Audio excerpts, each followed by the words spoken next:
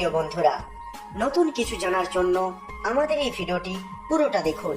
ঝাপসা দেখলে তা কোন রোগের প্রাথমিক লক্ষণ?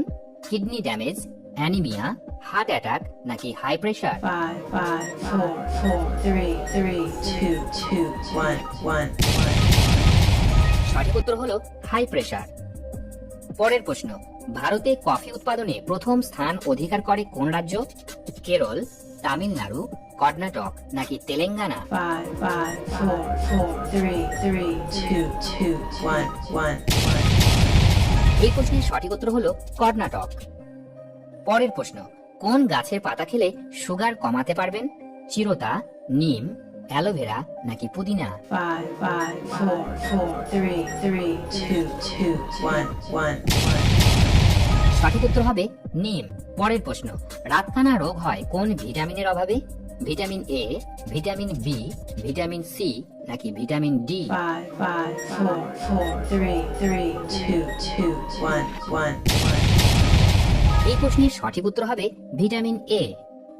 পরের প্রশ্ন, হেরোইন কোথা থেকে পাওয়া যায়? সয়াবিন, ভুট্টা, আফিম নাকি জব? 5, 5, 4, 4, 3, 3, 2, 2, 1, 1. সঠিক উত্তর হলো আফিম। পরের প্রশ্ন, চাল কুমড়া খেলে কোন রোগ দ্রুত সেরে যায়? অ্যালার্জি, হৃদরোগ, ডায়াবেটিস নাকি জন্ডিস? 5, 5, 4, 4, 3, 3, 2, 2, 1, 1. সঠিক উত্তর হবে জন্ডিস। চাল কুমড়ায় রয়েছে ভিটামিন, মিনারেল, শর্করা ও ফাইবার, তাই চাল কুমড়ার উপকারিতা অনেক। চাল কুমড়া হলো জন্ডিস রোগের সবচেয়ে সস্তা ও সুলভ ঔষধ। চাল কুমড়ার টুকরো রোদে শুকিয়ে গুঁড়া করে খেলে বা টাটকা চাল কুমড়ার তরকারি রান্না করে খেলে জন্ডিস। পরের প্রশ্ন, কোন দুটি খাবার একসঙ্গে খেলে শরীরের ওজন কমবে? চিনি ও লেবু, গাজর ও শসা, লেবু ও টক দই নাকি টমেটো ও আদা? 5, 5, 4, 4, 3, 3, 2, 2, 1, 1. এই প্রশ্নের সঠিক উত্তর হবে লেবু ও টক দই। লেবু ও দই একসঙ্গে খেলে ওজন কমতে সাহায্য করে।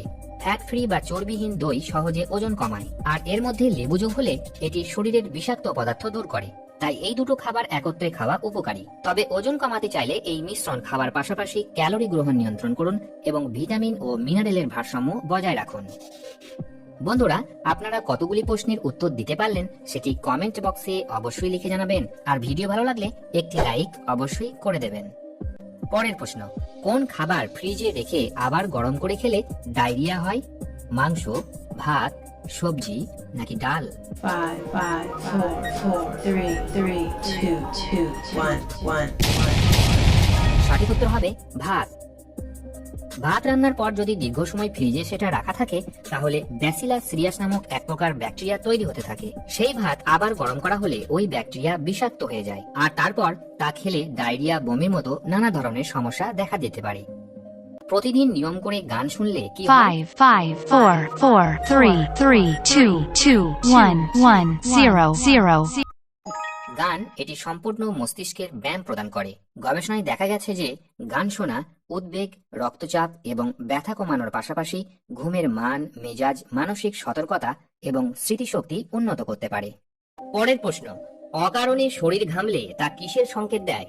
অর্থ লাভের, বিপদের, হতাশার নাকি অসুখের? 5, 5, 4, 4, 3, 3, 2, 2, 1, 1.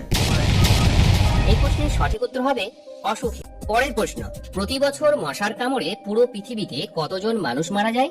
2 লক্ষ, 5 লক্ষ, 8 লক্ষ নাকি 12 লক্ষ? 5, 5, 4, 4, 3, 3, 2, 2, 1, 1. উত্তর, প্রায় 8 লক্ষ মানুষের মশার কামড়ে মৃত্যু হয়। পরের প্রশ্নে যাওয়ার আগে যারা চ্যানেলটি এখনো সাবস্ক্রাইব করেননি তারা অবশ্যই সাবস্ক্রাইব করে বেল বাটনটি অন করে দেবেন। পরের প্রশ্ন, খালি পায়ে ঘাসের উপর হাঁটলে কি হয়? দৃষ্টিশক্তি বাড়ে, হজম ভালো হয়, সুগার কমে নাকি কোষ্ঠকাঠিন্য সারে? 5, 5, 4, 4, 3, 3, 2, 2, 1, 1. সঠিক উত্তর হবে দৃষ্টিশক্তি বাড়ে। ঘাসের উপর দিয়ে খালি পায়ে হাঁটলে চোখের দৃষ্টিশক্তি বৃদ্ধি পায়। এছাড়া চোখের স্বাস্থ্যের জন্য সবুজ রং খুব উপকারী, তাই চোখের সুস্থতার জন্য প্রতিদিন সকালে ঘাসের ওপর দিয়ে হাঁটা উচিত। খালি পায়ে ঘাসের ওপর হাঁটলে এন্ডরফিন হরমোন ক্ষরণের পরিমাণ বেড়ে যায়। পরের প্রশ্ন, অতিরিক্ত টেনশন করলে কি ক্ষতি হয়? 5 5 4 4 3 3 2 2 1 1 0 উত্তর, ক্ষুধামান্দ্য থেকে শুরু করে নিদ্রাহীনতা, উচ্চ রক্তচাপ, মাথা ব্যথা, বহুমূত্র, এমনকি হৃদরোগও দেখা দিতে পারে অতিরিক্ত দুশ্চিন্তার কারণে। অনেকেরই টেনশন হেডেক বা অতিরিক্ত মাথা ব্যথা দেখা দেয়, যার ফলে আপনার ঘাড় ও চোখের ব্যথাও হতে পারে। বন্ধুরা, আপনারা কতগুলি প্রশ্নের উত্তর দিতে পারলেন সেটি কমেন্ট বক্সে অবশ্যই লিখে জানাবেন। আর ভিডিও ভালো লাগলে একটি লাইক অবশ্যই করে দেবেন। আজকের শেষ প্রশ্ন, রক্তে লবণের মাত্রা কমে গেলে কি হয়? 5 5 4 4 3 3 2 2 1 1 উত্তর, রক্তে লবণের মাত্রা কমে গেলে বমি ভাব, নিস্তেজ ভাব, দুর্বলতা, অসংলগ্ন কথাবার্তা, চিন্তা ভাবনা থেকে শুরু করে খিঁচুনি ও অজ্ঞান হয়ে পড়ার মতো জটিলতা দেখা দিতে পারে। লবণের ঘাটতি সামান্য হলে উপসর্গ হয় কম, বেশি হলে রোগী অচেতন হয়ে যেতে পারে। নানা কারণে আমাদের শরীরে লবণ কমে যেতে পারে। ভিডিওটা দেখার জন্য অসংখ্য ধন্যবাদ। ভিডিওটা ভালো লাগলে অবশ্যই লাইক করবেন এবং কমেন্টে জানাবেন আপনাদের কেমন লেগেছে এবং চ্যানেলটিকে সাবস্ক্রাইব করে দেবেন।